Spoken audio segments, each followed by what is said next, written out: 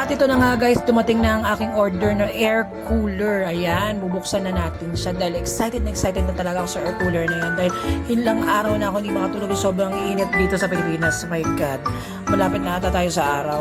Ayan, so makikita nyo yan, binubuksan ko na siya.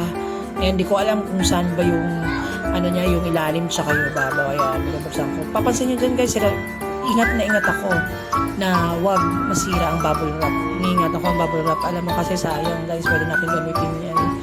Ayan, so yung kahon din, ingatan ko yan. Just in case na magagamit din natin yan sa balang araw. Ayan, makikita nyo yan, binubuksan ko na. Excited talaga ako dyan guys. Ilang araw na ako nag-aantay dyan. At ayun na nga guys, yung hugutin ko na siya. Katangahan ko dyan guys, alam niyo kung bakit.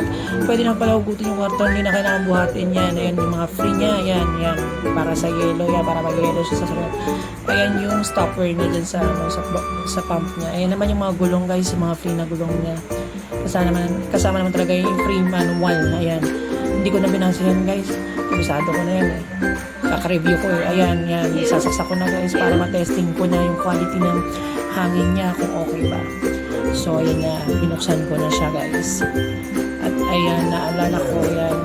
Ipihitin ko muna pala siya bago natin makita ang umaandar. Ayan. Tapos yan na nga. Sinilip ko na yung number 1. Ayan, number 2 guys. Ayan, number 2 yan. Sobrang sarap ng hangin. Ayan, partida. Wala pang tubig yan guys. At ayan na nga. Isisilip ko na yung number 3. Testing ko kung gaano kalakas ang number 3 niya. Mukhang mas malakas pa siya sa inaasahan ko.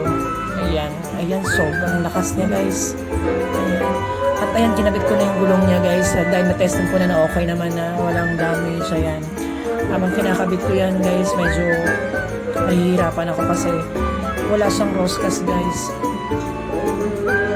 Parang siya yung ikaw nagagawa ng pinaka-rosas niya. Yan.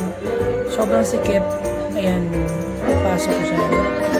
Tapos yan guys, medyo struggle na. Ayan na, ito na yung exciting part. Yung lalagyan natin ng tubig. Ayan guys, nalagyan ko na siya ng tubig. Para matry ko naman yung presko niya nung may tubig. Pag pinaandar, ayan. Habang nilalagyan ko ng tubig, ayan. At ayan na nga, tinesting ko. Sobra guys, sobrang lamig. Ibang-iba siya sa mga regular fan lang. Talagang napaka-presko ng hangin niya. Na-shock talaga ako. Kala ko, scam lang talaga. Kala ko scam, pero hindi, malamig. Ayan, pwedeng po siya lagyan ng yellow sa ibabaw guys. Napakagandang, na ito. Kaya bilhin na, order na kayo sa Yellow Basket yan.